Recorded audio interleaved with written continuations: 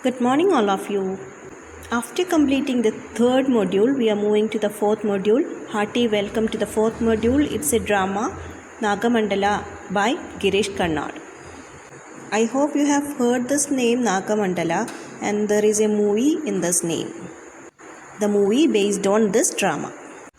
Here is our playwright Girish Karnad. You might have seen him somewhere in films and all. He has an overpowering presence in the field of cinema. He is an actor, director and screenwriter in the field of film. Anyway, let's see more about him. Girish Karnad, hailed as the poet of drama, that means known as the poet of drama, is a prominent figure in post-independence Indian theatre. He was born on 19th May 1938 in Mathiran, Maharashtra, into a Saraswat Brahmin family. Now we have got one more Brahmin writer. First one was R.K. Narayanan and the second one Girish Karnad. The playwright in Karnad was molded by his childhood in Sirsi where, together with his father, he watched the itinerant drama troupe performance. What is meant by itinerant drama troupe performance? Do you know? It means traveling drama troupe performance. You might have seen it somewhere. Then, after the schooling, he took BA degree in mathematics and statistics in 1958. The undaunted ambition to be a renowned poet in English led him to Oxford, where he did his MA in philosophy, politics, and economics on a Rhodes Scholarship. He has completed his post-graduation in philosophy, politics, and economics in Oxford University, that was on the Rhodes Scholarship. Though his dream to be a poet didn't bloom, he achieved wider critical and popular acclaim through his plays in Kannada, many of which he translated into English. His great ambition was to be a poet, but it didn't work out. Instead, what happens? His plays in Kannada got more popularity. He himself translated many of which into English.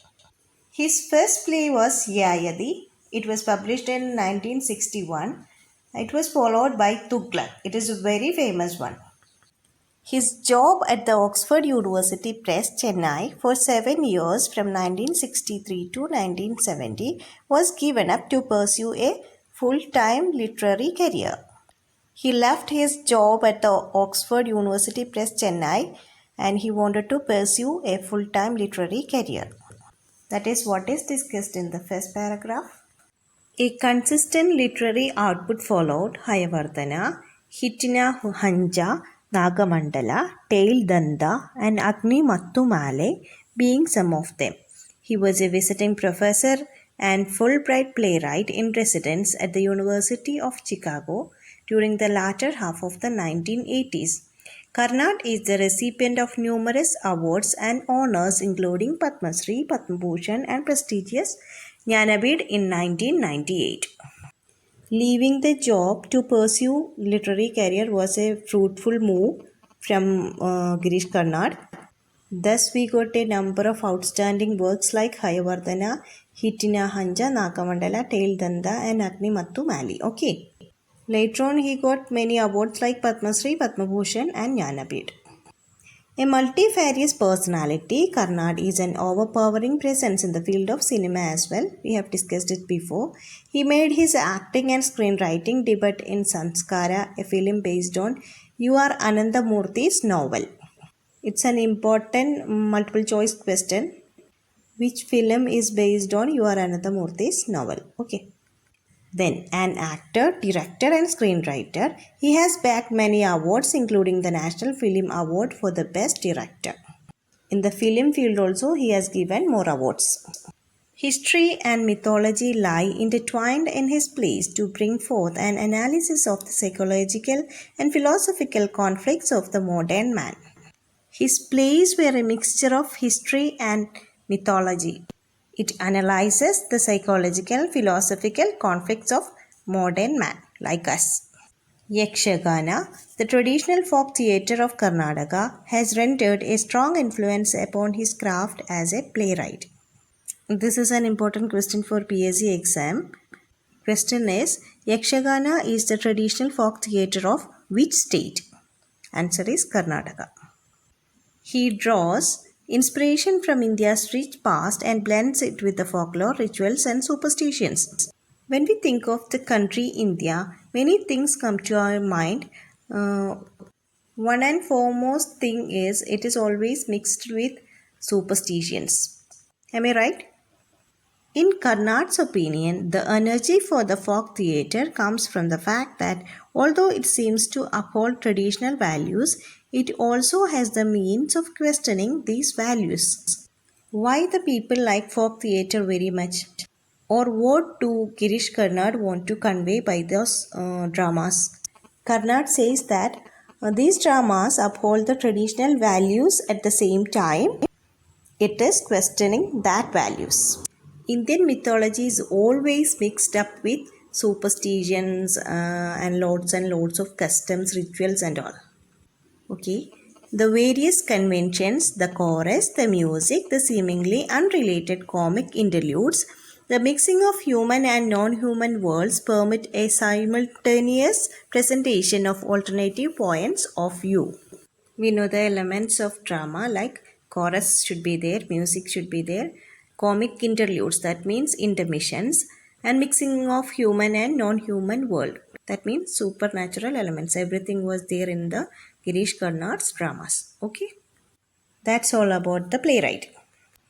Considered as a universal, timeless play and labeled as story theatre, Nagamandala is forged from two Kannada stories that Karnad had heard from A.K. Ramanujan in Chicago.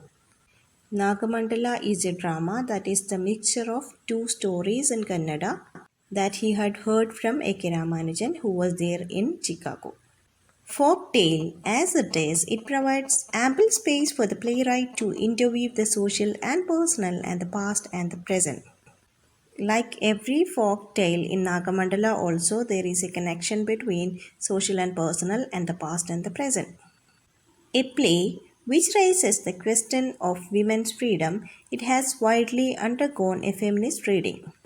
As the play raises the question of women's freedom, we have to read it as a feminist drama. Rani represents the typical Indian woman who is dependent on men for her protection in all phases of life, reminding us of the famous sloga from Manusmriti. What is that sloga? We just find it out. Just know one thing that Rani is a dependent on all phases of life, like all typical Indian women. Karnad points his fingers at the patriarchal society which insists on some miracle to establish the chastity of women. Here, the chastity of women is questioned. Modern in its frame and design, the play has multiple endings too. That is an important question that you have to explain the multiple endings. First staged at the University of Chicago, the play consists of a prologue and two acts. It was first staged in University of Chicago and it consists a prologue, that means an introduction and two acts. The story unfurls slowly through its outer frame of the cursed playwright, the speaking flames and the story with song to the central tale of Rani, Appanna and Naga, taking the viewers along to a magnificent realm of fancy and fantasy. In the beginning, the drama depicted a normal life, but when the story progresses, we are moved to a world of fancy and fantasy. That means supernatural elements were there. The ritual Naga Mandala implies the divine union of serpents, though in the play the union is between Rani, the central character of the play, and Naga, a snake in human form. Have you heard the ritual Naga Mandala? It is the divine union of serpents, but in the story, a divine union take place, but it's not between serpents, it's between Rani and Naga. But the Naga was in the form of human being. The snake which casts its skin and takes a new life becomes a symbol in the play denoting fertility and rebirth. We know sometimes snake casts its skin.